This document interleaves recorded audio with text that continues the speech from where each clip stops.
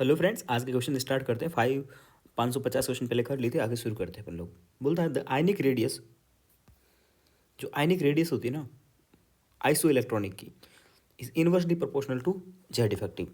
तो अगर अपन Z effective की बात करें तो अपन ने जब पीरियोडिक टेबल पढ़ा था तब अपन ने बोला था कि जेड इफेक्टिव जो होता है ना वो होता है पॉजिटिव चार्ज के डायरेक्टली प्रोपोर्शनल और नेगेटिव चार्ज के इनवर्सली प्रोपोर्शनल।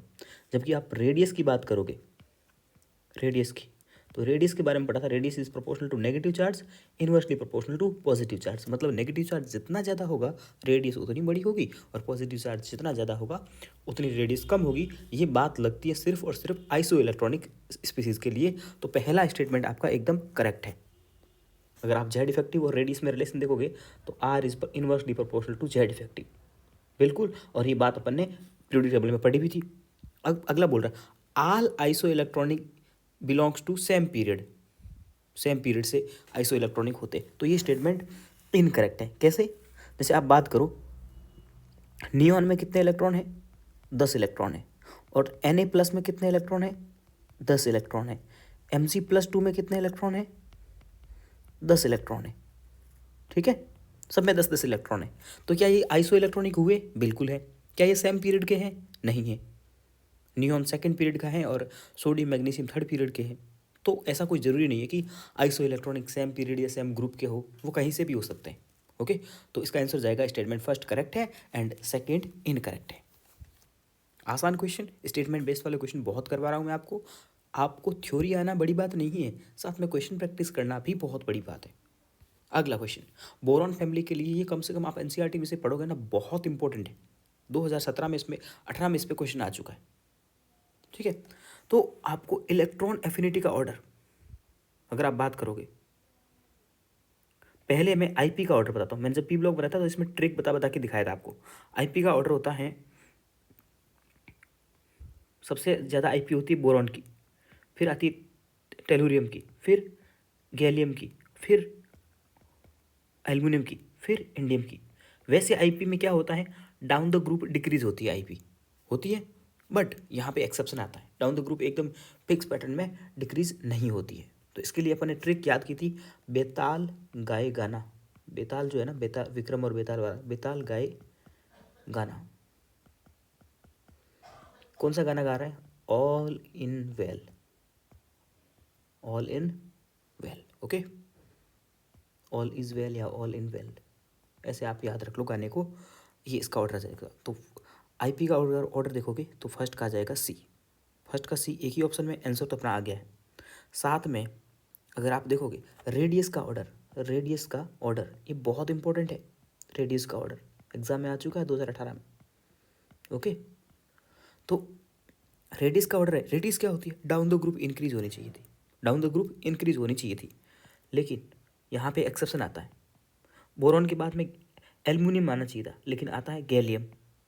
ठीक है, फिर आता है इंडियम, थेलियम। मतलब एक ही जगह पे एक्सेप्शन है, सिर्फ एक जगह पे रेडियस में एक्सेप्शन है, ये वाला रहेगा याद। आईपी और रेडियस का ऑर्डर बहुत इंपॉर्टेंट है बोरॉन फैमिली में।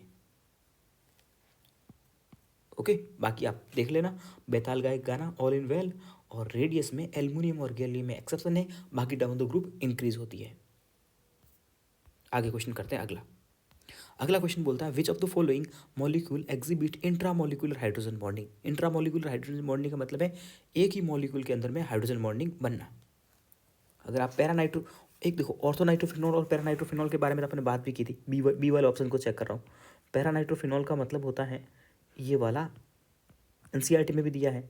तो ऑर्थोनाइट्रोफिनॉल में तो कल परसों अपन ने देखा था कैसी हाइड्रोजन बॉन्डिंग थी, इंट्रामोलिकुलर थी। लेकिन और पैरानाइट्रोफिनॉल वाले, पैरे वाले जो भी कंपाउंड होते हैं उसमें इंटरमोलिकुलर हाइड्रोजन बॉन्डिंग होती है। तो बी वाला ऑप्शन तो नहीं आएगा। बी जहाँ पे भी आ रहा है उसको कट कर दो, आंसर आ गया fourth option, pure NCERT based है। ठीक है, सैलिसिल्डिहाइड सी चेक करवाऊँ आपको। सी सैलिसिल्डिहाइड ऐसा होता है, यहाँ ऊपर होता है CHO, सॉरी CHO, और यहाँ होता है OH। ऑर्थो वाले जो भी होंगे उनके उनके अंदर में हाइड्रोजन बॉन्डिंग होगी ही होगी। तो ये आ गई आपकी intramolecular hydrogen bonding, A and C जाएगा आंसर। ओके, चलो अगला क्वेश्चन है, बहुत इंपॉर्टेंट है। ClF3 and BrF3 are used to the production of UF6 and enhancement of uranium. Uranium का जो फ्यूल होता है ना वो बहुत गंदा सा होता है, ठीक है, मतलब बकवास सा होता है। तो अपन क्या करते हैं, BrF3 और ClF3 को यूज़ करके उसको इन्हांस कर लेते हैं, उसकी कैपेसिटी बढ़ा देते हैं, ऐसा कुछ भी आप समझ लो। मतलब कि पहले ऐसा समझ लो कि यूरेनियम का जो यूरेनियम आपको पता है न्यूक्लियर रिएक्टर में काम आता है। तो यूरेनियम बेकार सा ईंधन होता है, आप बोलोगे बहुत अच्छा होता है उसी को यूज़ करते हैं, लेकिन नेचुरली यूरेनियम जो मिलेगा वो इतना अच्छा नहीं होता है। तो उसको अपन इन्हांस करते हैं, उसको इंक्रीज़ करते हैं उसकी कैपेसिटी को। उसके लिए दो मॉलिक्यूल काम में लेते हैं, एनसीईआरटी में साफ लिखा है पी ब्लॉक में, वो मॉलिक्यूल होते हैं ClF3 एंड BrF3। स्टेटमेंट पहला एकदम करेक्ट है, एनसीईआरटी की लाइन है, डेटो बहुत इंपॉर्टेंट है, 2016 में क्वेश्चन भी आ चुका है। ऐसा क्वेश्चन नहीं आया था स्टेटमेंट वाला, वहाँ तो वही आया था कि किसको यूज़ करते हैं, तो ये स्टेटमेंट करेक्ट है। उसके बाद में अगला आता है inter halogen compound. Inter halogen compound का मतलब है हेलोजन, ये ClF3 BrF3 inter halogen compound कहलाता है। क्यों? क्योंकि दोनों के दोनों हेलोजन मिलकर के ही कंपाउंड बनाते हैं। दोनों हेलोजन है, कैटाइन भी हेलोजन है, एनाइन भी हेलोजन है। Interhalogen compounds are covalent molecule. सही बात है, कोवेलेंट ही तो है, आयनिक थोड़ी है। पी ब्लॉक के जो भी मॉलिक्यूल्स बनेंगे वो सारे के सारे क्या होते हैं, कोवेलेंट होते हैं। आयनिक तो कार्बन फैमिली के दो मॉलिक्यूल बनते थे, SnF4 और उसका टिन का और लेड का, जो कि 2017 में क्वेश्चन भी आया था नीट में, 2018 में, और कल परसों अपन डिस्कस भी किए थे। तो यहाँ पे इंटर हेलोजन कंपाउंड जो बनेंगे पी ब्लॉक के कंपाउंड हैं, तो ये कोवेलेंट नेचर के होंगे। आयनिक होते हैं कब, जब एक मेटल और एक नॉन मेटल होता है। यहाँ दोनों के दोनों नॉन मेटल है तो ये कोवेलेंट होंगे, और पैरामैग्नेटिक नेचर के होते हैं ये सारे। कल परसों एक क्वेश्चन आया था जिसमें अपने को कुछ मैग्नेटिक प्रॉपर्टी के बारे में पता करना था, तो याद रखना इंटर हेलोजन कंपाउंड जब भी आ जाए याद रखना है वो पैरामैग्नेटिक होंगे। इंटर हेलोजन कंपाउंड्स पैरामैग्नेटिक होंगे, कोवेलेंट होंगे। तो सेकंड स्टेटमेंट भी करेक्ट है। बट क्या इसका कोई रीज़न है कि कोवेलेंट है इसके लिए, इसी के लिए अपन उसको यूज़ ले रहे हैं? ऐसा तो कोई रीज़न है नहीं, एक्सप्लेन तो ये कर नहीं रहा है। तो स्टेटमेंट फर्स्ट भी करेक्ट है, सेकंड भी करेक्ट है, बट इसका एक्सप्लेनेशन नहीं कर रहा है क्यों यूरेनियम को इन्हेंसमेंट के लिए उसको यूज़ करते हैं। उसका कोई रीज़न है ही नहीं। मैग्नेटिक, क्या पैरामैग्नेटिक होने की वजह से उसको यूज़ कर लोगे? अगर पैरामैग्नेटिक वजह से आप इनको यूज़ कर रहे हो तो पैरामैग्नेटिक सब्सटेंस और भी बहुत पड़े हैं, उनको यूज़ क्यों नहीं करते? इसका रीज़न ये नहीं है। ओके, आप बोलोगे भैया इसका रीज़न क्या है, मैं नहीं बता रहा, मुझे नहीं पता।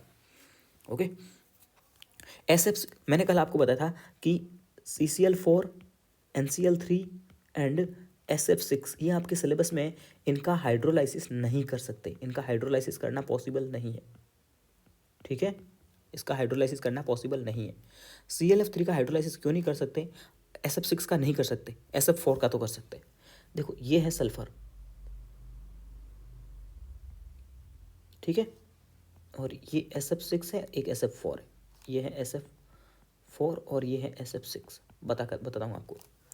इसमें क्या होता है, 4 फ्लोरीन के एटम है, एक यहाँ लगा, एक यहाँ लगा, एक यहाँ लगा। ओके, ये SF6 है, 1 2 3 4 5 और 6। ओके, अब जैसे ही यहाँ पे H2O अटैक करने आएगा, हाइड्रोलाइसिस का मतलब होता है वाटर आता है और उसके लोन पेयर देता है, तो जैसे ही अटैक करने आएगा तो यहाँ पे बहुत सारा स्टोरिक हिंड्रेंस है तो नहीं दे पाएगा, यहाँ पॉसिबल नहीं है। लेकिन यहाँ तो खूब सारी जगह पड़ी है, तो H2O आसानी से अटैक करेगा, स्टोरिक हिंड्रेंस की वजह से स्टोरिक हिंड्रेंस नहीं है तो हाइड्रोलाइसिस हो जाएगा। तो SF6 का हाइड्रोलाइसिस क्यों नहीं होता है, उसका रीज़न होता है स्टोरिक हिंड्रेंस। 6 एटम है फ्लोरीन के, ठीक है, और वो अटैक करने को रोक देते हैं, प्रिवेंट करते हैं। H2O का अटैक कहाँ करने दे रहे हैं, यही तो सही बात है। तो स्टेटमेंट सही है, रीज़न भी सही है, और उसको एक्सप्लेन भी कर रहा है परफेक्टली। क्या रीज़न है कि उसको SF6 6 मॉलिक्यूल आ जाएंगे, भीड़ भाड़ बढ़ जाएगी और उसके वाटर के मॉलिक्यूल को अटैक करने से प्रिवेंट कर देगा, रोक देगा। ओके, अच्छी बात है, सही से समझा दिया मैंने, या रहेगा याद आपको? ओके, आगे बढ़ते हैं। अगला क्वेश्चन, बोरिक एसिड के बारे में अपन बहुत सारी बातें कर चुके हैं आज अभी तक मैं 500 क्वेश्चन करवाया हूँ, तो उसमें 4 बार मेरे पास बोरिक एसिड आ चुका है। बार बार इसीलिए इंपॉर्टेंट क्वेश्चन लेता हूँ बार बार, ताकि उसको कैसे भी पूछे आप आंसर करके आ जाओ।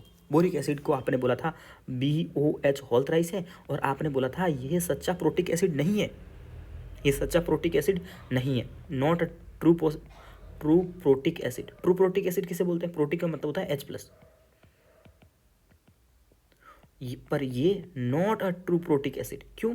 क्योंकि भाई ये H+ खुद नहीं देता है, ये वाटर से H+ दिलवाता है, और ये वीक मोनोबेसिक एसिड होता है, एक H+ दिलवा पाता है। अपन बहुत बार सोचते हैं इसके पास 3 OH है तो इसका ये ट्राई बेसिक होगा, ट्राई बेसिक नहीं है, ये वीक मोनोबेसिक है। वीक इसीलिए है क्योंकि खुद नहीं दे रहा है H+, वाटर से दिलवा रहा है, और मोनो इसीलिए है क्योंकि खुद थोड़ी दे रहा है, पानी से दिलवा रहा है। तो पहला स्टेटमेंट तो क्या बोला आपको, boric acid is considered as a weak acid, बिल्कुल सही बात है, खुद H+ नहीं दे रहा है, वीक है, वीक बोलेंगे हम इसको। It is not able to release H+ ion on its own. इसका कारण क्या है? क्योंकि ये खुद का H+ नहीं दे सकता, इसीलिए वीक है। तो असर्शन सही है, रीज़न सही है, और उसको एक परफेक्टली एक्सप्लेन कर रहा है कि क्यों इसको वीक बोल रहे हैं। वीक बोलने का रीज़न ये है क्योंकि खुद H+ नहीं दे रहा अपना। आई बात समझ में? तो इसका आंसर हो जाएगा A and R both are correct and R explain to A. Okay.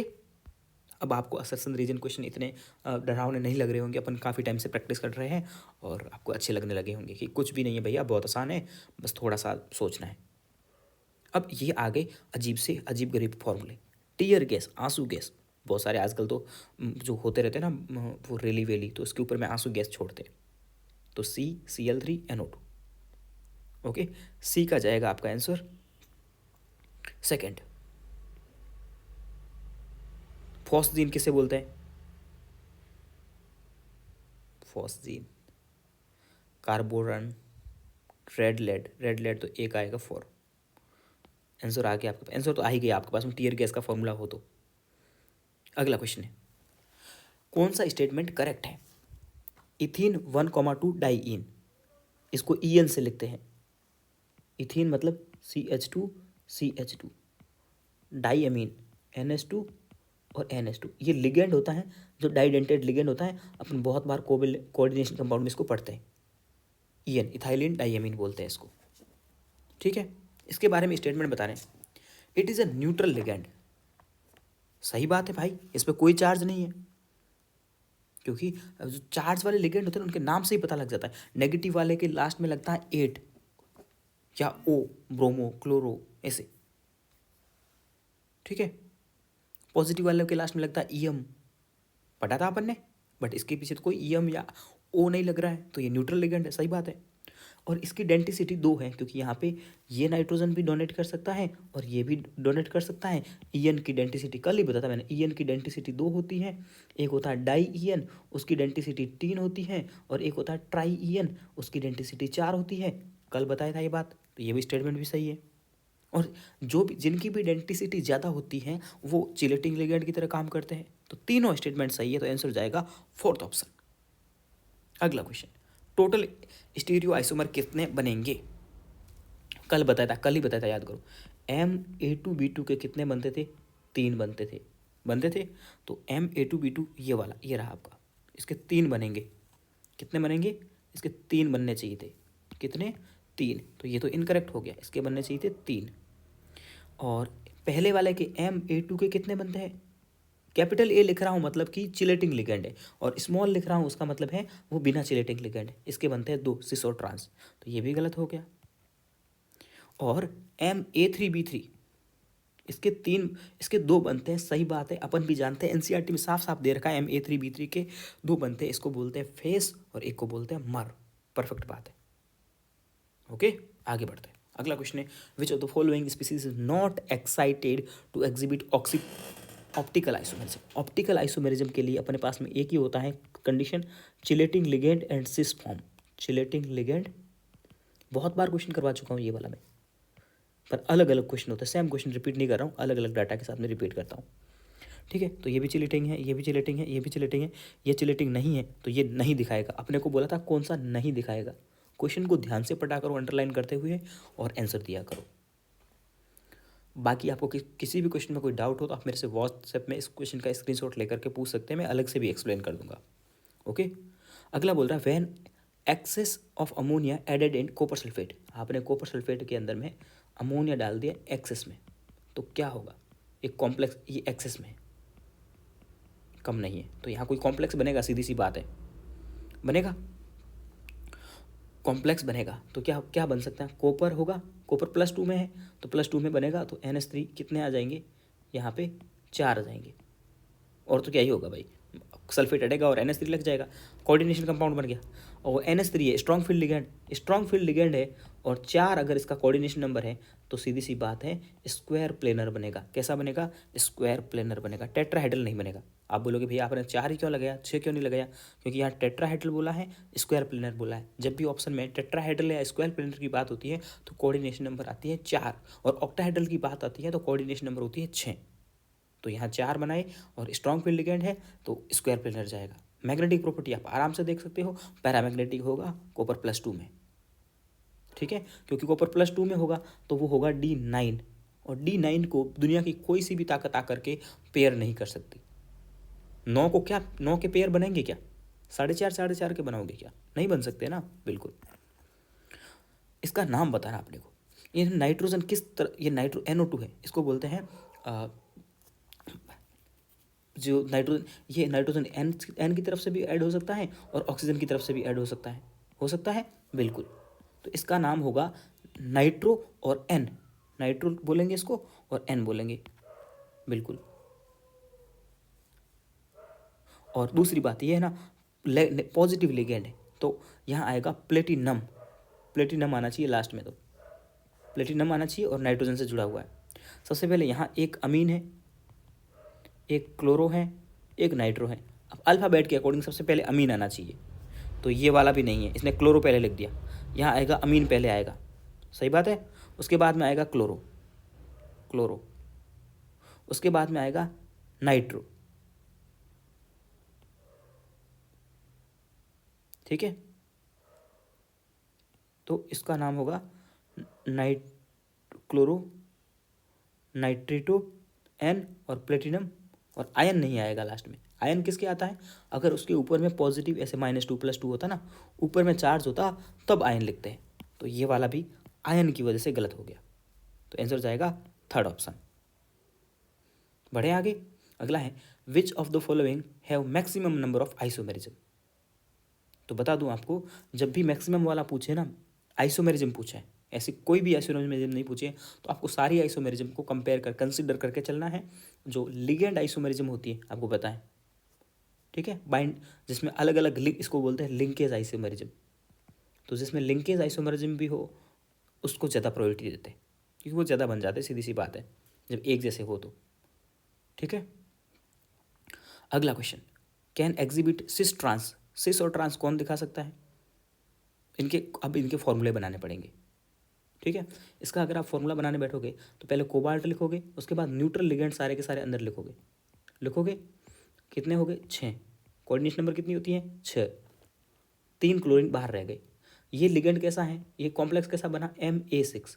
मैंने आपको बताया था Ma6 यानी MAN या MANB1 टाइप के GI नहीं शो करते हैं। ये सेकंड, ये तो गलत हो गया। इसको पहले वाले का देखो, ये होगा कोबाल्ट, उसके बाद में 4 NH3 और 2 Cl2 लेने पड़ेंगे, एक क्लोरीन रहेगा बाहर। तो ये तो कॉम्प्लेक्स बन गया Ma4B2, और Ma4B2 के 3 आइसोमर बनते हैं, आपको लिखाया भी था मैंने, ठीक है। GI कौन शो नहीं करता है, ये बात आपको अच्छे से पता होनी चाहिए, बहुत क्वेश्चन में आ चुका है। MAN शो नहीं करेगा, MANB1 भी शो नहीं करेगा, ये GI शो नहीं करते हैं। बढ़े आगे, अगला क्वेश्चन, फिर से असर्शन रीजन आपकी खिदमत में। The dipole moment of chlorobenzene is lower than cyclohexene hexyl chloride. पहले क्लोरोबेंजीन की स्ट्रक्चर बनाते हैं, ये क्लोरोबेंजीन है। अगला क्या है? अगला है साइक्लोहेक्साइल क्लोराइड, साइक्लोहेक्साइल और क्लोराइड, ओहो दोनों एक जैसा दिख रहे हैं। तो डाइपोल मोमेंट का बेंजीन का कम होता है। रीजन क्या होता है? बेंजीन पूरी की पूरी प्लेनर ज्योमेट्री है, ठीक है। प्लेनर है तो बेंजीन रिंग की वजह से कोई डाइपोल मोमेंट आएगा नहीं, इस क्लोरीन की वजह से आएगा। जबकि ये प्लेनर नहीं है, ये मॉलिक्यूल दिख रहा है, ये प्लेनर नहीं है, तो फिर क्या होगा? तो यहाँ पर म्यू इसका ज़्यादा आएगा। ये बात सही है, बेंजीन का कम होगा, तो पहला असर्शन तो सही है। उसके बाद बोलता है in chlorobenzene M effect of chlorine, इसका लगेगा +M, और +M म्यू को करेगा कम। प्लस एम की वजह से क्या होगा, बॉन्ड और पोलरिटी वो दोनों की दोनों कम हो जाती है। यानी कि ये सही रीज़न दे रहा है, यानी कि प्लस एम क्या करता है, प्लस एम बॉन्ड लेंथ को भी कम करता है और पोलरिटी को भी कम करता है। ये आपके लिए नई बात होगी, बट ऐसा होता है। ये असर्शन भी करेक्ट है, रीज़न भी करेक्ट है और इसको एक्सप्लेन भी कर रहा है। अगला क्वेश्चन, किसका डाइपोल मोमेंट हाईएस्ट होगा? ठीक है, तो ये एक ऐसा ऑर्डर होता है, मैं आपको लिखा देता हूँ। चलो आप अगर CCl4 इसका 0 है, फिर CHCl3, फिर CH2Cl2 और फिर CH3Cl। ऐसे याद रखो, जैसे जैसे H बढ़ रहा है वैसे वैसे म्यू बढ़ रहा है। यानी कि H बढ़ाओगे तो म्यू बढ़ेगा, H बढ़ाओ। ये एक फिक्स क्वेश्चन है जो आपके मॉड्यूल में, हैंडबुक में, हर जगह ही लिखा हुआ होता है। तो मैं आपको एक्सप्लेन कर दिया हूँ ट्रिक से। H बढ़ाओ, म्यू बढ़ाओ। जैसे जैसे यहाँ हाइड्रोजन 0 था, यहाँ 1 हुआ, यहाँ 2 हुआ, यहाँ 3 हुआ। जैसे हाइड्रोजन बढ़ा, म्यू बढ़ गया। अगला question, boiling point of the compounds. Boiling points के बारे में अपन ने GOC में बात की थी, जब GOC2 पढ़ाई थी तब, याद करो, बात की थी। बॉइलिंग पॉइंट कैसे बढ़ता है? बॉइलिंग पॉइंट ब्रांचिंग बढ़ाओगे तो बॉइलिंग पॉइंट कम होगा, ब्रांचिंग बढ़ेगी तो बॉइलिंग पॉइंट कम होगा। और सबसे पहला पॉइंट देखोगे, मॉलिक्यूलर वेट। मॉलिक्यूलर वेट ज़्यादा तो बॉइलिंग पॉइंट भी ज़्यादा। अब आप देखो, पहले इनके स्ट्रक्चर बनाते हैं, 5 कार्बन के, हाइड्रोजन नहीं लगा रहा मैं इस पर, ठीक है, 5 कार्बन है। यह है इथोक्सी इथेन, ये ईथर है। ओहो। और तीसरा पॉइंट ये होता है, एसिड, फिर अल्कोहल, फिर ईथर। ये तो NCERT में आपको दिया हुआ है डायरेक्ट भी, मैंने आपको करवाया भी था ये question ditto. Butane 1 all, math, एथ, प्रोप, ब्यूट और ये 1 ऑल, ये अल्कोहल है। अब आप इसका तो बहुत आसान सा ऑर्डर आ जाएगा, अल्कोहल सबसे आगे आएगा, फिर उसके बाद में 5 कार्बन वाला आएगा। इसमें इथोक्सी इथेन में 4 कार्बन है, ओके, मॉलिक्यूलर वेट के अकॉर्डिंग। अगला क्वेश्चन, फिर से असर्शन रीजन क्या बोलता है? ये रिएक्शन अपन ने NCERT में पढ़ी थी, जब GOC2 पढ़ रहे थे तो मैंने NCERT ओपन करके ही दिखाई थी। और ये एल्डिहाइड कीटोन की रिएक्शन है, NaHSO3 के साथ में रिएक्शन करवाते थे। ये न्यूक्लियोफिलिक एडिशन रिएक्शन थी एल्डिहाइड और कीटोन वाले चैप्टर में। अब क्या स्टेटमेंट बोलता है? The position of equilibrium. ये रिएक्शन, इस रिएक्शन के बारे में मैंने बोला था कि रिएक्शन इधर भी जा सकती है, इधर भी जा सकती है, दोनों तरफ जाती है रिएक्शन, ठीक है। अब अगर आप इसमें एल्डिहाइड लेते हो तो रिएक्शन जाती है राइट साइड में, और कीटोन लेते हो तो रिएक्शन जाती है लेफ्ट साइड में। ये बात भी मैंने आपको बताई थी, NCERT की है, बहुत अच्छे से समझाई थी आपको। क्या होता है, एल्डिहाइड लेते हैं तो रिएक्शन राइट साइड शिफ्ट होती है। क्यों? क्योंकि रीज़न उसका होता है कि वहाँ पे स्टेरिक हिंड्रेंस कम होता है, ठीक है। और इसका रीज़न भी यही दिया है, ठीक है। अपन ने NAR की रिएक्टिविटी देखी थी, याद करो। NAR की रिएक्टिविटी का पहला पॉइंट जब मैंने आपको GOC में लिखाया था, तब मैंने बोला था एल्डिहाइड ज़्यादा रिएक्टिव होते हैं कीटोन से, ठीक है। दूसरा मैंने बोला था स्टेरिक हिंड्रेंस देखोगे, स्टेरिक हिंड्रेंस देखोगे। तीसरा मैंने बोला था NAR is proportional to -I effect, inversely proportional to +I effect. 3 बातें बोली थी। तो ये जो रिएक्शन है दोनों तरफ जाती है, NCERT की बात है, सही बात है। उसका रीज़न यही है। अब देखो, एल्डिहाइड होगा तो राइट साइड जाएगी और कीटोन होगा तो लेफ्ट साइड जाएगी रिएक्शन। प्रोडक्ट, एल्डिहाइड में प्रोडक्ट ज़्यादा बनता है और कीटोन में रिएक्टेंट ज़्यादा बनता है। रीज़न क्या होता है? Steric hindrance. तो स्टेटमेंट 1 भी करेक्ट है, 2 भी करेक्ट है, और एक दूसरे को एक्सप्लेन भी कर रहे हैं। सही बात है ना? असर्शन रीजन वाले क्वेश्चन समझ में आने लगे? ओके। अब ये देखो, इस रिएक्शन में रिएजेंट क्या होगा, ठीक है।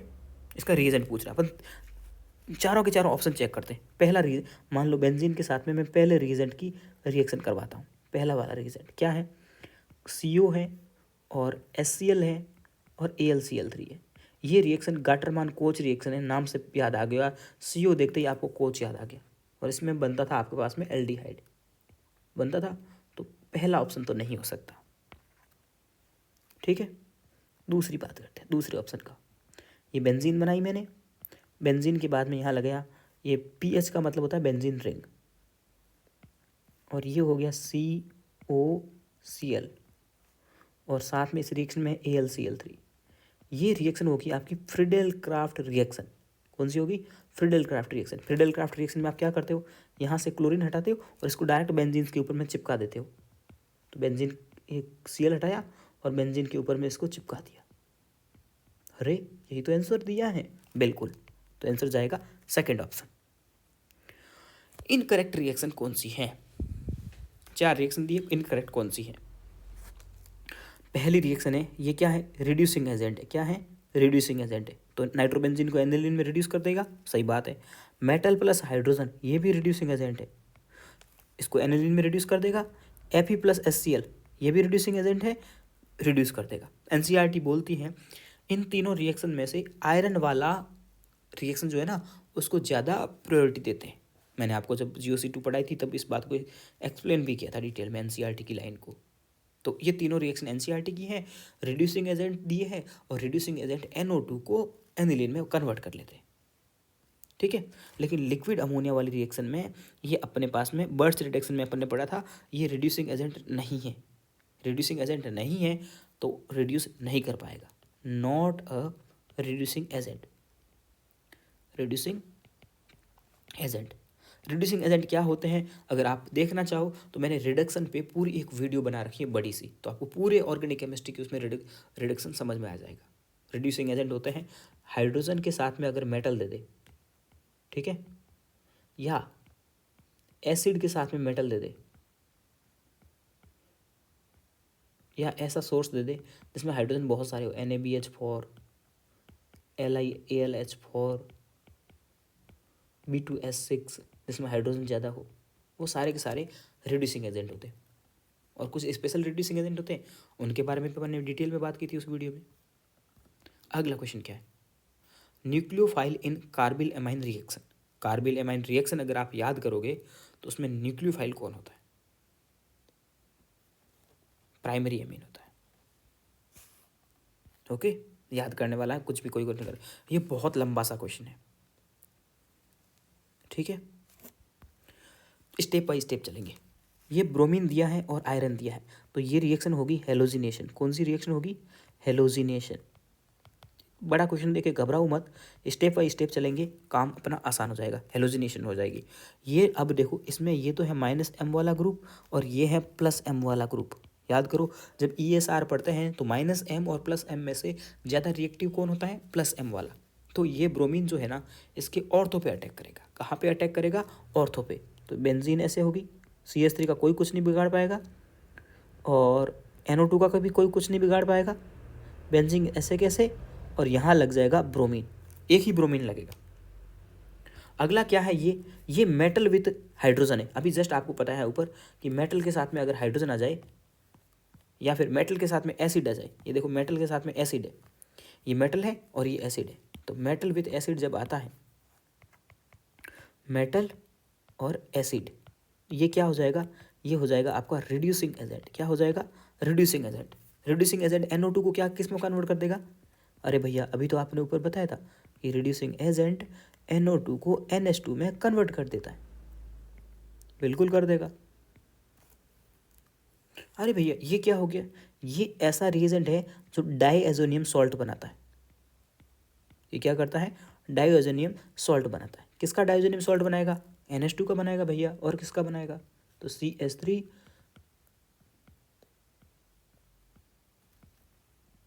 N2Cl। हो गया, C तक आ गया अपन आंसर। उसके बाद में अगला है H3PO2। H3PO2 क्या करता है? H3PO2 यहाँ से देखो, अपन जब डाइजेनियम सॉल्ट पढ़े थे तब मैंने कहा था डाइजेनियम सॉल्ट के ऊपर में जो फेंकोगे वो लगेगा। H3PO4 फेंका इसके ऊपर में, ये क्या देगा? H+। तो ये इसके ऊपर जाएगा, N2Cl हट जाएगा और उसकी जगह H लग जाएगा, CH3 ब्रोमीन, और ये लग गया आपका हाइड्रोजन। डाइजेनियम सॉल्ट के ऊपर में जो फेंकते हैं वो लग जाता है। अगर मैं यहाँ पे H2O फेंकता तो N2Cl हट के OH लग जाता। अगर मैं यहाँ पे HCl फेंकता तो यहाँ से हट करके Cl लग जाता। जो फेंकते हैं वो लग जाता है। तो ये आपका क्या हो गया? ये हो गया D। उसके बाद में यहाँ आगे किसकी रिएक्शन करा रहे हैं? KMnO4 की रिएक्शन करा रहे हैं। किसकी करा रहे हैं? KMnO4। अब याद करो KMnO4 क्या करता था, ये क्या है, ऑक्सीडाइजिंग एजेंट है, क्या करेगा, CH3 को COOH में कन्वर्ट कर देता है। अगर आप कार्बोक्सिलिक एसिड वाला चैप्टर याद करोगे, पढ़ोगे, तो उसमें ये आता है, ठीक है, क्या करता है, COOH में कन्वर्ट कर देता है। कोई भी कार्बन हो ऊपर वाला, उसके पास अगर हाइड्रोजन है, अगर उसके पास में ऑक्सीजन है, या उसके पास में डबल बॉन्ड है, तो इसके पास में हाइड्रोजन है तो इसको डायरेक्ट ये COOH में कन्वर्ट कर देगा। और ये जो क्वेश्चन इतना लंबा सा है ना, NCERT ओपन करो एमीन वाला चैप्टर, सबसे लास्ट में एक बिगनर बॉक्स टाइप का एक बॉक्स बना रखा है, उसमें ये क्वेश्चन डिट्टो दिया हुआ है। तो ई आपके पास में क्या बन गया, ई आपके पास में बन गया फोर्थ ऑप्शन। ज़्यादा हार्ड नहीं था, टाइम टेकिंग था, लंबा क्वेश्चन था, तो NCERT का है तो आ भी सकता है एग्जाम में। प्रैक्टिस करो एक बार इसको आप, बाकी मैंने आपको समझाया ही है। अगला क्वेश्चन क्या बोलता है, for a chemical reaction 4A + 5B gives 3C + D। बहुत आसान सा बात है कि इसका अगर अपन केमिकल काइनेटिक्स का क्वेश्चन है तो इसका रिएक्शन होगा -DA/4DT बराबर -1/5 dB/dt और बराबर +1/3 dC/dt। ऐसे अपन लिखते ही हैं इसको तो, और 1 dd/dt। ऐसी रिएक्शन तो आपको लिखनी आती है, बहुत बेसिक सी बात है। तो rate of appearance of C क्या होता है, dC/dt अपने को दे दिया एग्जाम में डायरेक्ट 6 × 10⁻²। अब अपने से बोल रहा है amount of A consumed in 5 second will be. तो पहले अपने को dA/dt निकालना है, तो वो कितना होगा, इन दोनों को अगर आप कंपेयर करोगे, C और A को, C के क्यों कंपेयर किया, क्योंकि C दिया है एग्जाम में, तो dA/dt वो 4 उसके मल्टीप्लाई में चला जाएगा, ये हो जाएगा 4/3 dC/dt होगा। तो 4/3 × 6 × 10⁻², इसको सॉल्व करोगे 3 से 6 कट जाएगा, और 8 × 10⁻² आएगा आंसर। ये तो आया है अभी dA/dt। अभी अपने से पूछ रहा है dA, और dt का टाइम दे रहा है 5 second.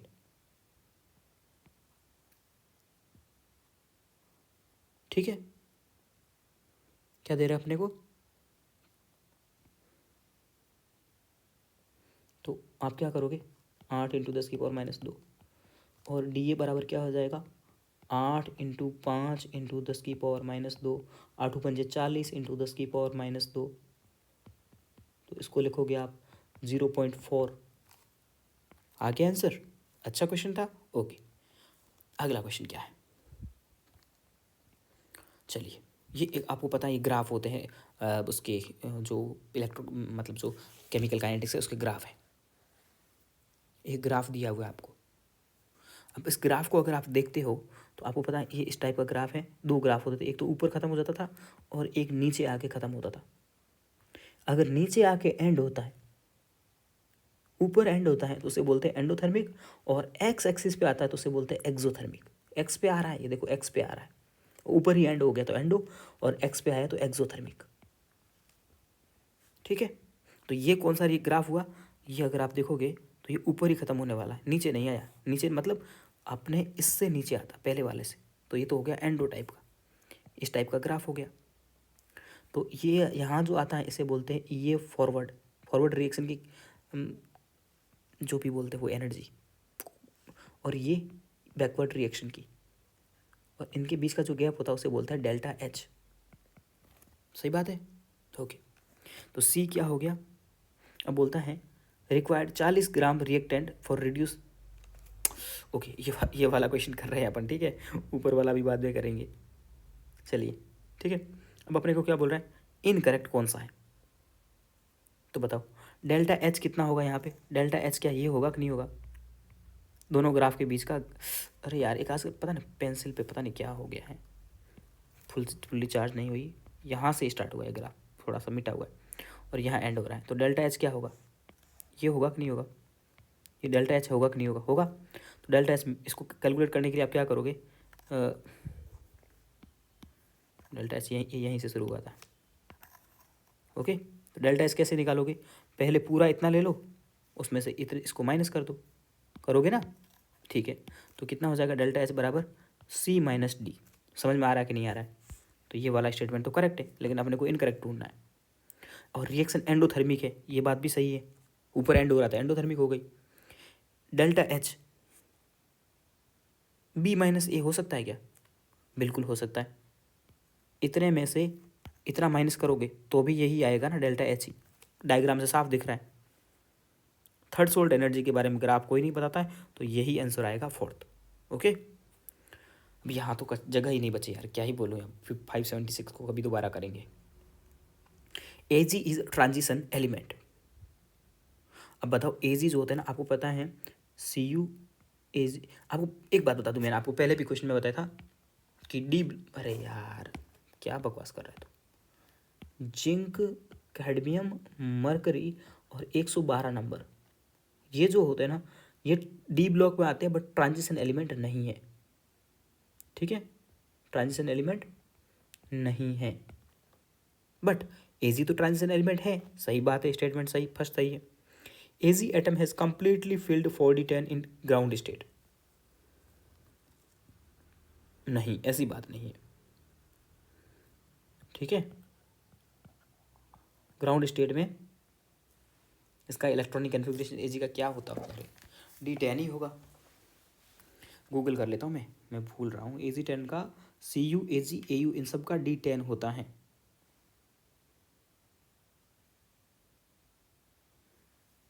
Electronic configuration of AG in ground state.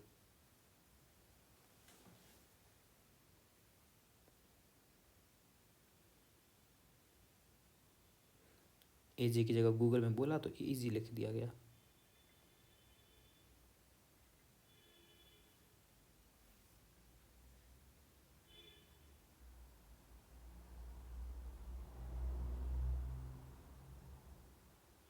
Yes, 4d10 और कंप्लीटली फिल्ड, इसका इलेक्ट्रॉनिक कन्फिग्रेशन था 4d10 5s1, ये होता है। ओके, सही बात है। तो दोनों स्टेटमेंट करेक्ट है, बट इसका कोई वो रीज़न एक्सप्लेन नहीं कर रहा है। चलिए अगला क्वेश्चन आता है अपने पास में इलेक्ट्रोकेमिस्ट्री का। क्या बोलता है क्वेश्चन अपने से? अपने से बोल रहा है कि इस रिएक्शन का इक्विलिब्रियम कांस्टेंट के निकालो। तो अपने पास में नस्ट इक्वेशन होती है ई बराबर ई नॉट। पता है आपको, बहुत सारे लोग बोलते हैं इस बार नस्ट इक्वेशन सिलेबस से डिलीट हो गई है, बट नस्ट इक्वेशन डिलीट नहीं हुई है। पहले भी एक बार ऐसी अफवाह फैल गई थी, और इस चीज़ों की अफवाह में आप बिल्कुल भी ध्यान नहीं देंगे, इतना मेरा सुनेंगे आप। ठीक है, law 0.0529 upon n log of product upon reactant, ये होता था। बिल्कुल ये नस्ट इक्वेशन है, और नस्ट इक्वेशन में इस पूरे को लिख देते हैं अपन लोग। अगर के की वैल्यू निकालते हैं ना, उस कंडीशन में अपन लिखते हैं, इसको 0 लिख देते हैं, ई नॉट माइनस 0.0529 अपॉन n, और इसको लिख देते हैं लॉग ऑफ के सी। ठीक है, तो अब अपन इसका वैल्यू निकालते 0। ई नॉट अपने को डायरेक्ट दे दिया है, डायरेक्ट नहीं दिया है, ये दिए हैं अलग अलग के। जब भी ई नॉट अपन निकालते हैं ना, तो दोनों के दोनों या तो है ना रिडक्शन के होने चाहिए, या तो फिर ऑक्सीडेशन के होने चाहिए। जिंक +2 से जिंक जा रहा है, रिडक्शन है। कॉपर +2 से जा रहा है, रिडक्शन है। बिल्कुल, जब दोनों एक जैसे होते हैं तो उनको क्या करते हैं, माइनस कर देते हैं। जब मैंने आपको इलेक्ट्रोकेमिस्ट्री पढ़ाई थी तभी बात समझाई थी, तो यहाँ माइनस कर देंगे। तो आपका जो ई नॉट आएगा वो आएगा जब दोनों सेम सेम हो। सेम का है ना, का मतलब है दोनों के दोनों रिडक्शन वाले वैल्यू हो, या दोनों के दोनों ऑक्सीडेशन वाले वैल्यू हो। तो अपन करेंगे 0.34 माइनस, इसको यहीं लिख देते हैं 0.34 माइनस माइनस का 0.76, और इसको ये लग गया ई नॉट माइनस 0.529 अपॉन एन की वैल्यू कितनी होगी, एन की वैल्यू कितने इलेक्ट्रॉन ट्रांसफ़र हो रहे हैं, तो यहाँ पे 2 इलेक्ट्रॉन ट्रांसफ़र हो रहे हैं। और इसको 0.0529 को मैं है ना 0.06 लिख देता हूँ, कैलकुलेशन के लिए आसान होगा। तो 0.06 अपॉन 2 लॉग ऑफ के सी। सॉल्व करो इसको, अगर आप ये दोनों आपस माइनस माइनस प्लस हो जाएंगे, ऐड हो जाएंगे, तो 70 और 30 100 हो जाएंगे, और 6 और 4 10। तो ये कितना हो जाएगा आपके पास में, ये आपके पास वैल्यू हो जाएगी 1.1 माइनस 0.03 लॉग ऑफ के सी बराबर 0। तो 1.1 बराबर 0.03 लॉग ऑफ के सी होगा। तो लॉग ऑफ के सी बराबर क्या आ जाएगा, लॉग ऑफ के सी बराबर आ जाएगा 1.1 अपॉन 0.03 होगा, बिल्कुल होगा या नहीं होगा, बिल्कुल सही होगा। उसके बाद में पॉइंट हटा के देखेंगे तो पहले देखो, मैं इसको ऊपर वाले को देखो, ऊपर वाले को लिख सकते हैं ये पॉइंट पहले क्या करते हैं, ये पॉइंट हटा देते हैं। देखो ये पॉइंट हटेगा तो यहाँ पॉइंट हट करके यहाँ आ जाएगा, आएगा। आने के बाद में फिर क्या करेंगे, फिर आप इसको कर देंगे 110/3। अगर आप डिवाइड करोगे इसको तो 3 × 9, 1 2 बचे, और फिर आ जाएगा आपके पास में डिवाइड करो इसको सही से 36.6। ओके, आया 36.6। तो अब इसकी आप पावर लोगे, log ऑफ KC बराबर आ गया आपके पास में 36.6 आया।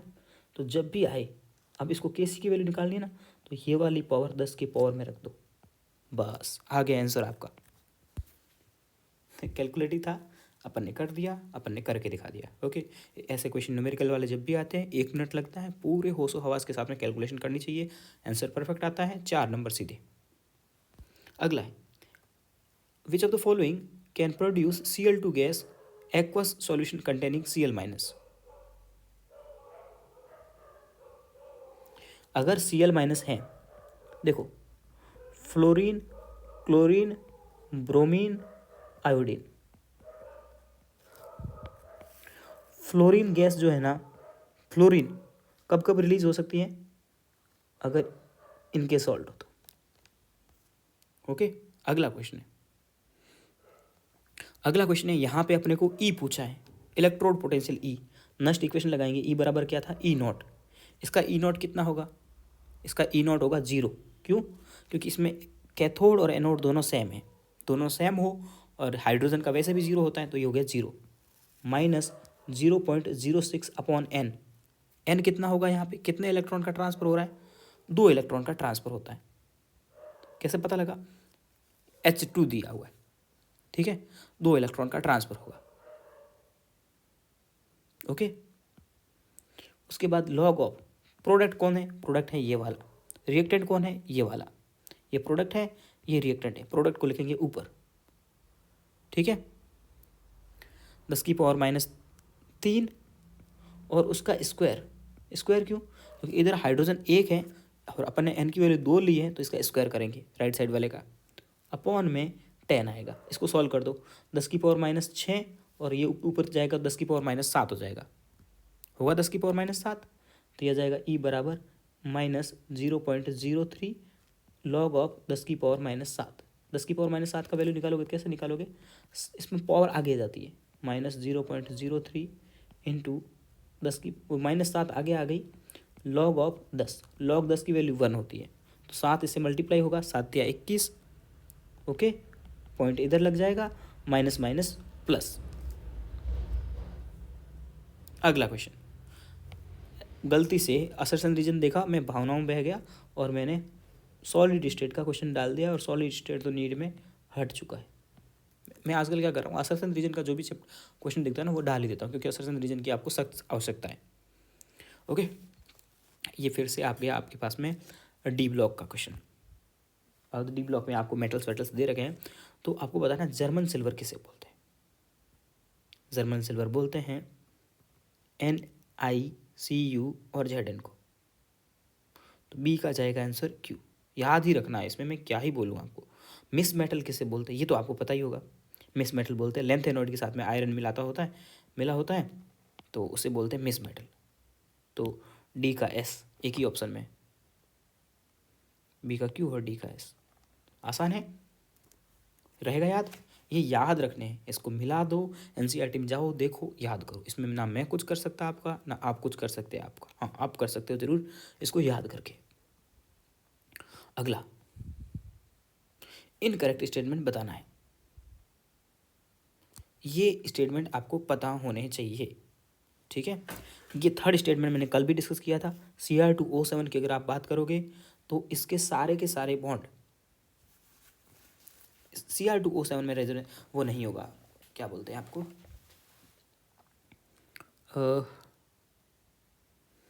देखो MnO2 को अगर आप NCERT पढ़ते हो तो मैंने आपको KMnO4 बनाना सिखाया था। तो Mn2O7 को आप मैंने बोला था ये है पायरोसुलाइट, ऐसा कुछ और का नाम बताया था, पायरोसुलाइट, मुझे याद आ रहा है, आज से 1 साल पहले मैंने पढ़ाया था। 1 साल तो क्या ही यार, इसी नीट के लिए पढ़ाया था। पायरोसुलाइट बोलते हैं इसको। अब वीडियो अवेलेबल है, देख सकते हैं, NCERT में भी देख सकते हैं। और वो ग्रीन कलर का था, याद करो, मैंने ट्रिक से आपको KMnO4 बनाना सिखाया था, तो इसका ये कलर ग्रीन था, बिल्कुल आपको याद रहना चाहिए। NCERT का पायरोसुलाइट होता है, वो ग्रीन कलर का होता है, ठीक है। बाकी ये इनकरेक्ट हो गया, तो बाकी सारे करेक्ट होंगे ही होंगे। अगला है, which of the following is most stable respect disproportion for +3 oxidation state. अब +3 ऑक्सीडेशन स्टेट की बात कर रहा है। तो अपन ने इनर्ट पेयर इफेक्ट पढ़ा था, याद करो। बोरॉन फैमिली पे 2 ऑक्सीडेशन स्टेट पॉसिबल थी, +3 एंड +1। तो बोरॉन फैमिली को पकड़ो, +3 तो इसी में आती है, ठीक है। बोरॉन नहीं दिख रहा, या नाइट्रोजन फैमिली दिया हुआ है, चलो। तो नाना पाटेकर ऐसी सब्जी बनाई, ठीक है। अपन बोरॉन फैमिली में पढ़े थे 2 ऑक्सीडेशन स्टेट पॉसिबल थी, तो यहाँ पर भी 2 ऑक्सीडेशन स्टेट पॉसिबल होगी इनर्ट पेयर इफेक्ट के अकॉर्डिंग होगी। बोरॉन फैमिली में +3 और +1 थी। बोरॉन फैमिली में क्या थी, +3 और +1 पॉसिबल थी। कार्बन फैमिली में +2 +4 और +2 पॉसिबल थी। नाइट्रोजन फैमिली में +5 और +3 पॉसिबल है। और इनकी स्टेबिलिटी का ऑर्डर ये होता है कि हायर ऑक्सीडेशन स्टेबल वाली जो होती है ना, वो डाउन द ग्रुप, ये +3 तो लोअर है, हायर एक होती है हायर ऑक्सीडेशन स्टेट और एक होती है लोअर ऑक्सीडेशन स्टेट। तो हायर वाले की स्टेबिलिटी जो होती है ना, वो डाउन द ग्रुप डिक्रीज होती है, और लोअर वाले की डाउन द ग्रुप इंक्रीज होती है। तो +3 कौन सा ज़्यादा है? अरे वाह, ये तो आंसर भी बाई मिस्टेक गलत लगाया था, फिर भी सही आ गया। तो हर देखो, इनर्ट पेयर इफेक्ट क्या होता है, हर फैमिली में 2 ऑक्सीडेशन स्टेट पॉसिबल होगी, एक लोअर और एक हायर। कौन कौन सी लोअर होती है, कौन सी हायर होती है, मैंने लिख ही दिया है, ठीक है। जो लोअर ऑक्सीडेशन स्टेट होती है वो डाउन द ग्रुप इंक्रीज होती जाती है, और हायर वाली होती है वो डाउन द ग्रुप डिक्रीज होती जाती है। ऐसे 10 क्वेश्चन तो मैं करवा चुका हूँ आपको, अब आपको समझ में आना चाहिए। विच of the following oxidation state range nitrogen is best suitable for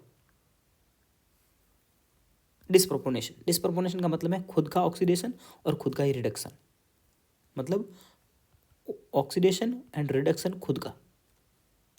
तो अब आपको बेस्ट रेंज पूछे, अगर रेंज पूछे, मतलब ये आपको बोले कि बेस्ट रेंज कौन सी होगी, तो आप याद रखना कि उसकी पॉसिबल ऑक्सीडेशन स्टेट कौन कौन सी होती है, ठीक है। मिनिमम कितनी हो सकती है पॉजिटिव में, 0, और मैक्सिमम कितनी हो सकती है, 5 नाइट्रोजन में। मैक्सिमम ऑक्सीडेशन स्टेट कैसे निकालते हैं, वैलेंस इलेक्ट्रॉन के बराबर, ठीक है, वैलेंस इलेक्ट्रॉन के बराबर। अब ये तो मिनिमम पॉसिबल है, ये मैक्सिमम पॉसिबल है, तो इसमें तो इसको जाना है, इसमें भी इसको जाना है, तो इसके एक बाद वाली +1, इसके एक पहले वाली 4, तो 1 से 4 तक जो होगी वो डिस्प्रपोर्शन के लिए एकदम परफेक्ट होगी। डिस्प्रपोर्शन का जब भी पूछे तो ऑक्सीडेशन स्टेट उसकी मैक्सिमम और मिनिमम देख लो उसकी, और फिर उससे एक कम और एक ज़्यादा बढ़ा करके बता दो। अगला question, the primary valency are normally ionisable, ठीक है। अपन कोऑर्डिनेशन कंपाउंड में 2 तरह की वैलेंसी पढ़ी थी, एक प्राइमरी और एक सेकेंडरी। प्राइमरी वैलेंसी किसको बोलते थे, ऑक्सीडेशन स्टेट को बोलते थे, और सेकेंडरी वैलेंसी किसको बोलते थे, सेकेंडरी वैलेंसी बोलते थे कोऑर्डिनेशन नंबर को। तो प्राइमरी वैलेंसी क्या होती है, ऑक्सीडेशन स्टेट होती है, बिल्कुल सही बात है। तो वो आयोनाइजेबल होगी, मतलब आयंस में टूट सकती है ऑक्सीडेशन स्टेट, सही बात है। और नेगेटिव आयन से सेटिस्फाइड होती है, बिल्कुल एनसीईआरटी का स्टेटमेंट है और करेक्ट स्टेटमेंट है। दीज सेकेंडरी वैलेंसी, मतलब सेकेंडरी वैलेंसी का मतलब हो गया कोऑर्डिनेशन नंबर, नॉन आयोनाइजेबल होती है, आयंस में टूटती नहीं है, वो किसी से भी न्यूट्रल या फिर नेगेटिव या पॉजिटिव किसी से भी सेटिस्फाइड हो सकती है, तो सही बात है। तो पहला स्टेटमेंट भी सही है, दूसरा स्टेटमेंट भी सही है, लेकिन एक दूसरे से कोई एक्सप्लेन कर रहे हैं क्या, बिल्कुल नहीं कर रहे हैं। तो इसका आंसर जाएगा स्टेटमेंट फर्स्ट भी करेक्ट है, सेकंड भी करेक्ट है, लेकिन एक दूसरे को एक्सप्लेन नहीं कर रहे। ओ बाप रे, ये क्या आ गया। चलिए, NiCO4 is tetrahedral and diamagnetic. बिल्कुल सही बात है। NiCO4 के बारे में अपने को रटने को बोला है मैंने। NiCO4 टेट्राहेड्रल और डायमैग्नेटिक होता है, ये तो करेक्ट है। फिर NiCN4, यहाँ पे स्ट्रॉन्ग फील्ड लिगेंड है। NiCl4 और NiCl4 को कंपेयर करते हैं अपन एक बार, NCERT की बातें हैं ये। NiCl4 में स्ट्रॉन्ग फील्ड लिगेंड है तो सीधी सी बात है स्क्वायर प्लेनर होगा, और यहाँ वीक फील्ड लिगेंड है तो ये टेट्राहेड्रल होगा। ये यहाँ तक तो सही है, ठीक है। अब जो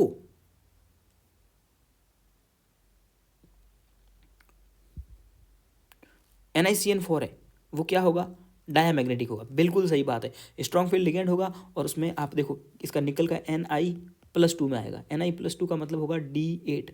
D8 को अगर आप फिल करने जाओगे स्ट्रॉन्ग फील्ड की लिगेंड में प्रेजेंस में, तो आप क्या करोगे, 1 2 3 पेयरिंग नहीं होगी, 4 5 6,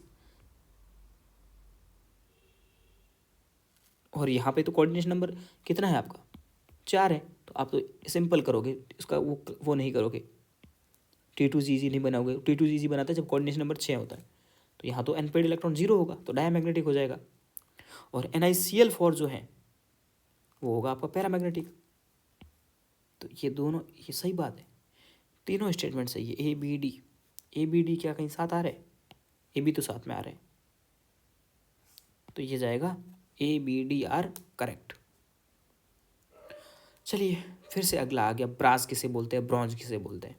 अजीब है और बहुत सारे लोग इसमें परेशान भी होते हैं। अभी अपन जस्ट अभी जर्मन सिल्वर की बात तो करके ही आए थे। जर्मन सिल्वर में सिल्वर बिल्कुल भी नहीं होती है, ठीक है। इसमें होता है निकुंजन, ठीक है। ओके, डी का आएगा P, 2 ऑप्शन में है। ब्रॉन्ज और ब्रास में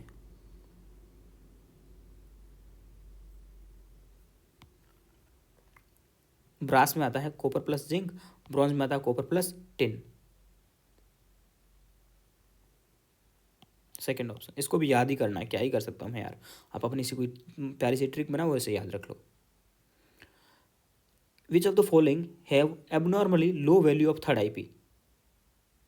भाई इसका आंसर आपको याद रखना पड़ेगा, अजीब होता है, इसके एक्सप्लेनेशन में मैं नहीं जा सकता। थर्ड IP की एबनॉर्मल वैल्यू कौन रखता है, गैडोलियम La Lu और Gd रखते हैं।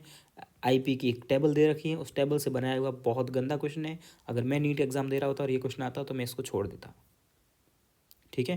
इसकी NCERT में एक टेबल दे रखी है, उसमें आप वैल्यू देखोगे, उसमें एबनॉर्मल दे रखा है, और इसको इलेक्ट्रॉनिक कन्फिग्रेशन से एक्सप्लेन करते हैं, और इतना टाइम लग जाता है कि इसमें इतना नहीं टाइम नहीं दे सकते इसमें।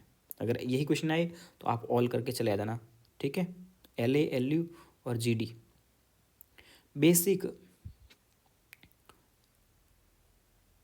Nature of oxide, hydroxide and lanthanoid are like. अगर बेसिक ऑक्साइड अगर बात करें तो वो है ना S ब्लॉक जैसे होते हैं इनके लैंथेनॉइड के। जर्कोनियम और हाफेनियम की रेडियस बराबर होती है, अपन ने पहले भी क्वेश्चन में डिस्कस किया था। तो उसका रीज़न क्या होता है, ये नेचर में साथ साथ होते हैं। The property there leads to radiation की साथ साथ सेम होती है। तो रेडियस सेम है ना, तो ये पास पास रहते हैं हमेशा, फिर इनको सेपरेट करना भी मुश्किल होता है। और ये नेचर में साथ साथ रहते हैं और उनको सेपरेट करना भी अलग अलग मुश्किल है। अजीब सा क्वेश्चन है, गंदा सा, नहीं आएगा नीट में। अगला क्वेश्चन, यहाँ कौन सा रिएजेंट होगा ताकि इसको ये कन्वर्ट कर दे, ठीक है। पहला रीजन, अभी इस टाइप के जब क्वेश्चन आता है ना कि कौन सा रीजेंट होगा, आपको सब ट्राई करने पड़ते हैं, ओके। KMnO4 की बात करें या ओजोन की बात करें, दोनों एक ही जैसे प्रोडक्ट बनाते हैं, बिल्कुल सही बात है। तो इन दोनों के प्रोडक्ट तो एक जैसे ही बनते हैं। मैंने आपको GOC2 में सिखाया था। क्या करोगे, यहाँ से कट करोगे, मैं इसको कॉपी करके यहीं से ले आता हूँ, रुकिए 1 मिनट, कॉपी करके लेता हूँ नीचे, और फिर इसको रख देते हैं अपन।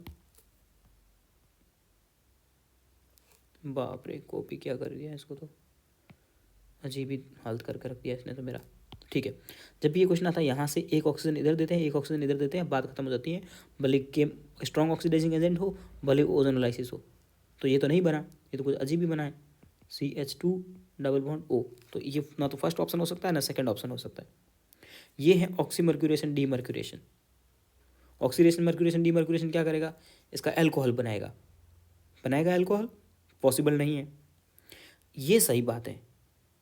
पीसीसी क्या करता है, B2H6 से क्या होगा, B2H6 क्या कराएगा, 1 डिग्री अल्कोहल बनाएगा। इसका क्या बनाएगा, 1 डिग्री अल्कोहल बनाएगा। यहाँ कार्बन है और OH लग गया है यहाँ पे। उसके बाद पीसीसी क्या करेगा, इसको रिड्यूस करेगा। पीसीसी बेस्ट रिड्यूसिंग एजेंट है, तो किस में कन्वर्ट कर लेगा, CHO में। ओके, पेंसिल का इरेजर काम ही नहीं कर रहा, पता नहीं क्या दिक्कत हो जाती है। चलिए अगला क्वेश्चन पढ़ते हैं, 594। A zero order reaction never be elementary reaction. बिल्कुल सही बात है। एलिमेंट्री रिएक्शन वो होती है जिसमें रिएक्शन, जैसे मान लीजिए A+B, अरे यार फिर से इरेजर काम नहीं करता तो बहुत परेशान होना पड़ता है। 3A+4B gives product. तो इसमें अगर एलिमेंट्री रिएक्शन है ना, तो इसका ऑर्डर होगा 3+4 7। डायरेक्ट जितना ऑर्डर होता है उतनी मॉलिक्यूलरिटी होती है। तो जीरो ऑर्डर कभी भी एलिमेंट्री रिएक्शन नहीं होती है। ये पहले भी मैं 2-3 बार करवा चुका आपको, सही स्टेटमेंट है। रीजन क्या बोलता है, फॉर एलिमेंट्री रिएक्शन ऑर्डर और स्टाइक्योमेट्री, ऑर्डर किसके बराबर होता है, मैंने बोला 3+4 = 7। इन 3 और 4 को क्या बोलते हैं, स्टाइक्योमेट्री कोफिशिएंट। तो जीरो ऑर्डर की रिएक्शन कभी भी एलिमेंट्री रिएक्शन नहीं हो सकती। क्यों, क्योंकि भाई एलिमेंट्री रिएक्शन वो होती है जिसमें अगर आप रिएक्टेंट के स्टाइक्योमेट्री कोफिशिएंट को ऐड करोगे तो उसका आंसर 0 आ जाए। अब ऐसा तो पॉसिबल है नहीं, कोई रिएक्शन चल रही है उसके आप स्टाइक्योमेट्रिक कोफिशिएंट को ऐड करोगे और उसका वैल्यू 0 आ जाए, पॉसिबल नहीं है। सही बात है। तो स्टेटमेंट फर्स्ट करेक्ट है, सेकंड भी करेक्ट है, और असर्शन और रीजन एक दूसरे को एक्सप्लेन कर रहे हैं। अगला क्वेश्चन है इलेक्ट्रोकेमिस्ट्री से, आपने बोला है MgCl2, आपके MgCl2 में 2 फेराइड अपन लोग पास कर रहे हैं। सॉरी गलत मैंने गलत दिया। When 1 ferrite charge is pass through MgCl2, MgCl2 में कितना चार्ज पास किया आपने, 1 फेराडे। और AlCl3 में आपने कितना चार्ज पास किया, 2 फेराडे। कोई बात नहीं, कोई दिक्कत नहीं, अपने एक सेल बना रखे थे, एक MgCl का था, एक AlCl3 का था। MgCl में आपने 1 फेराड का मतलब था 96500 कूलम चार्ज पास किया, और AlCl3 में 2 फेराड चार्ज पास किया। Ratio of moles Mg and Al आज डिपोजिटेड एज। देखो मैंने आपको जब इलेक्ट्रोकेमिस्ट्री पढ़ाया था, याद करो, मैंने इलेक्ट्रोकेमिस्ट्री ऐसे पढ़ा रखा है। मैंने एक बड़ा सा वीडियो बनाया था, उसमें पूरे फॉर्मूला को एक्सप्लेन किया था, उसके बाद बहुत सारे क्वेश्चन करवाए थे, आप जा करके देख सकते हैं मेरे चैनल पे। ठीक है, इनके जितने फेराड होते हैं ना उतने इक्विवेलेंट होते हैं। ठीक है, तो इक्विवेलेंट बराबर होता है mole into valence factor, mole into valence factor. और जो ये आपको फेराड दे रखे ना, ये एक तरह से इक्विवेलेंट दे रखे, तो मोल क्या हो जाएगा, मोल हो जाएगा इक्विवेलेंट अपॉन वैलेंस फैक्टर। ठीक है, तो इसके इक्विवेलेंट कितने हैं, पहले MgCl2 के, MgCl2, और अपने को रेशियो चाहिए है AlCl3 का। तो कितना करोगे, मोल इक्विवेलेंट कितना, 1, वैलेंस फैक्टर कितना, MgCl2, Mg के ऊपर +2 चार्ज आता तो वैलेंस फैक्टर 2, और इसका कितना आएगा 2, और इसके ऊपर +3 चार्ज है तो वैलेंस फैक्टर होगा 3। सॉल्व करो तो आंसर आएगा 3:4। 3 इधर चला जाएगा, 2 इधर चला जाएगा, 3:4 आंसर आ जाएगा। आसान क्वेश्चन था, अपन ऐसे बहुत कर रखे हैं इलेक्ट्रोकेमिस्ट्री में। ऑप्टिकल आइसोमेरिज्म कौन दिखाएगा, अरे यार ये तो ये दिखाएगा बी का पी किस ऑप्शन में है, 2 ऑप्शन में है। ठीक है, लिंकेज आइसोमेरिज्म कौन दिखाएगा, NO2 वाला दिखाएगा, C का T। आंसर आ गया। आइसोमेरिज्म तो बहुत आसान है। ओके, अगला क्वेश्चन, पैरामैग्नेटिक कौन कौन से होंगे। अभी NiCO4 के बारे में अभी अपन पढ़ करके आए थे, ये कैसा था आपका, जस्ट अभी पढ़ करके आए हैं ना, ऊपर ही अभी देखो, जस्ट पढ़ करके आए हैं। डायामैग्नेटिक होता है, कैसा होता है, डाया मैग्नेटिक होता है। तो NiCO4 तो पैरामैग्नेटिक होगा नहीं, कैसा होगा, डायामैग्नेटिक होगा। तो ए तो क्या हो गया आपका, इनकरेक्ट। ये तो बोल रहा है ए करेक्ट है, हटा दो इसको। और MnCN यहाँ स्ट्रॉन्ग फील्ड लिगेंड है, Mn आएगा +3 में, तो D4 आएगा, और स्ट्रॉन्ग फील्ड लिगेंड है तो पेयरिंग हो जाएगी, तो ये हो जाएगा आपका डाया। तो बी भी नहीं होगा, सॉरी ए नहीं होगा, बी तो होगा, आंसर जाएगा 3rd ऑप्शन। ए ही कट कर दो ना। देखो इस क्वेश्चन का आंसर अगर आपको NiCO4 डायामैग्नेटिक होता याद होता तो आप फर्स्ट ए को इनकरेक्ट कर देते तो आंसर आपका आ जाता। ऐसा ही क्वेश्चन सेलेक्ट किए जाते हैं स्टेटमेंट वाले, ठीक है। अब आपको बोल रहा है P2, अब इसका आपको पहले कॉम्प्लेक्स बनाना पड़ेगा। इनकरेक्ट स्टेटमेंट बताना, पहले कॉम्प्लेक्स बनाएंगे। प्लेटिनम किस में है? प्लेटिनम आपका +4 में है, H2PtCl6। देखिए ये अजीब सा कॉम्प्लेक्स है, इसके बारे में आप इसको नहीं बना पाओगे। क्यों नहीं बना पाओगे? क्योंकि ये कॉम्प्लेक्स है H2PtCl6। ये क्या होता है अब मैं बताऊँ आपको। आपको उसमें सोच में नहीं पड़ना कैसे बना रहे भैया। आपको पता है Pt और जो Au होते हैं ये लोग प्लेटिनम और गोल्ड ये HCl से रिएक्शन नहीं करते, इनके लिए एक्वा रेजिया बनाते हैं एक्वा रेजिया।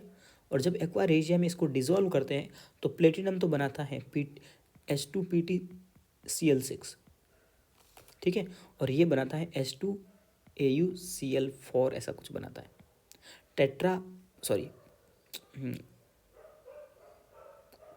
H2PtCl6 ये बनाते हैं, NCERT में दे रखा है, देखिए आप। तो आपको करेक्ट पहला बोल रहा है सॉल्यूशन कंडक्टिविटी इज कॉम्प्लेक्स 2:1। अपने को तो इसी की बात करनी है, तो 2:1 में कंडक्टिविटी होगी, ओके। और ये सीधा आसान सी बात है कि प्लेटिनम को है ना HCl में डिज़ोल्व कर सकते हैं, बिल्कुल। कभी भी आप प्लेटिनम को HCl में डिज़ोल्व नहीं कर सकते, उसके लिए चाहिए आपको पास में एक्वा रेजिया। आसान सा क्वेश्चन, आपको अजीब लगा, मुझे भी अजीब लगा, बट उसका स्टेटमेंट पढ़ा एकदम तीसरे नंबर स्टेटमेंट पे निगाह गई तो वो बोल रहा था कि प्लेटिनम को HCl में डिज़ोल्व कर सकते हो, पॉसिबल ही नहीं है, okay. 599 all but fluorine forms several oxide. Fluorine सिर्फ और सिर्फ एक ही टाइप का ऑक्साइड बनाती है। All fluorine forms several oxo acid, most of the can not isolated in pure state. ये बात सही है, बहुत सारे फ्लोरो ऑक्सीडेट बनेंगे बट पॉसिबल एक ही है। अपन ने बोला है कि फ्लोरीन सिर्फ और सिर्फ एक ऑक्सो एसिड बनाती है। क्यों बनाती है? बाकी वाले उनको आइसोलेट करना पॉसिबल नहीं है, तो असर्शन एकदम करेक्ट है। They are not stable in aqua solution और द फॉर्म देयर सॉल्ट्स। ऐसी बात नहीं है, उनको आइसोलेट नहीं कर सकते, तो असर्शन सही है, रीज़न करेक्ट नहीं है। अगला है सिलेक्ट करेक्ट अबाउट, इसके बारे में करेक्ट बताना है। इसका कोऑर्डिनेशन नंबर कितना है? PD का कोऑर्डिनेशन नंबर है इसका 4 है। बोलता सिस और ट्रांस आइसोमेरिज्म दिखाएंगे, Ma2B2 है, मे भी सिस ट्रांस दिखा सकते हैं। अगला है सो D&L आइसोमर, ऑप्टिकल आइसोमर, वो तो दिखाएंगे नहीं।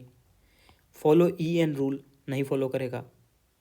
It is sp3 hybridised tetrahedral in shape, ये ज़्यादा सही लग रहा मुझे, ओके। ये लिंकेज आइसोमेरिज्म दिखाता है, सिस ट्रांस नहीं दिखाएगा।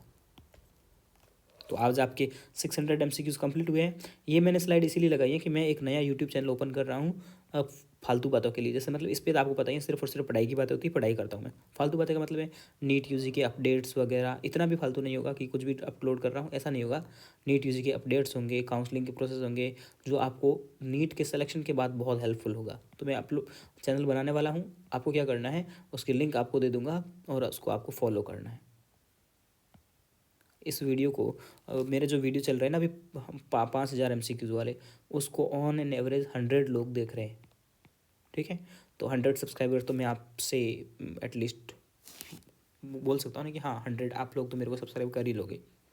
और मैं बोल दूँ आप अभी वीडियो उसके नहीं देखोगे क्योंकि कॉलेज से रिलेटेड वीडियोस डालूंगा मैं। कॉलेज मतलब कि आपको कौन से कॉलेज मिल सकते हैं, किस स्कोर पे, इस टाइप के वीडियोस होंगे जो आपके नीट के बाद में बहुत काम के आने वाले हैं। और वो मेरे लिए पर्सनली बहुत हेल्पफुल चैनल होता है फाइनेंशियल के लिए। आपको पता है इस पे तो 100 व्यूज़ आते हैं, 100 व्यूज़ आते हैं पर वीडियो पे, तो इससे कोई अर्निंग नहीं होती है। और आपको पता है 100 व्यूज़ पे आपको यूट्यूब का सब पता होता है एल्गोरिथम की। जब उसके पास 4000 व्यूज़ बनते हैं तब उसके पास में आपके पास में आते हैं $1, यानी कि $1 मतलब 100 रुपीज़ आप मान लीजिए, ठीक है। तो आप कितने देखते हो? आप देखते हो 40, मान लीजिए आप 40। आपके एक वीडियो से मेरे को कितने रुपए मिलेंगे पता है? इस वीडियो से सिर्फ 2 रुपये, सीधी सी बात है। इन फ्यूचर फिर कभी 1-2 रुपये 2 रुपये आते रहते हैं ऐसे। तो इनसे तो कुछ होने वाला है नहीं। इतना तो आपको पता, मैं अपने MBBS से 1 आवर्स निकाल रहा हूँ आपके लिए, पर डे 1 आवर्स का वीडियो आता है, ठीक है। तो ये 1 रुपया 2 रुपया तो कोई हेल्प है नहीं कि इसके मैं 2 रुपये के लिए रोज़ काम करता हूँ 1 महीने 1 घंटे, ये तो पॉसिबल है नहीं, ठीक है। ये तो मैं आपकी हेल्प के लिए वीडियो बना रहा हूँ। तो आपको क्या करना है, ये मेरा यूट्यूब चैनल जो आएगा इसको सब्सक्राइब करके रखना है, और इससे मैं काउंसलिंग वाउंसलिंग का कुछ काम करूँगा तो मुझे भी प्रॉफिट होगा और आपको भी प्रॉफिट होगा, कि क्योंकि आपको नीट की अपडेट वगैरह मिलती रहेगी। तो कल या परसों में बना लूँगा, तब आपको लिंक शेयर करूँगा, और आपसे ये उम्मीद करता हूँ कि आप ये लोग मेरा चैनल सब्सक्राइब करेंगे। Okay, thank you. और आपको कोई डाउट हो तो आप पूछ सकते हो, WhatsApp, Telegram, Instagram, YouTube, comment box, सब जगह आपके लिए खुली है।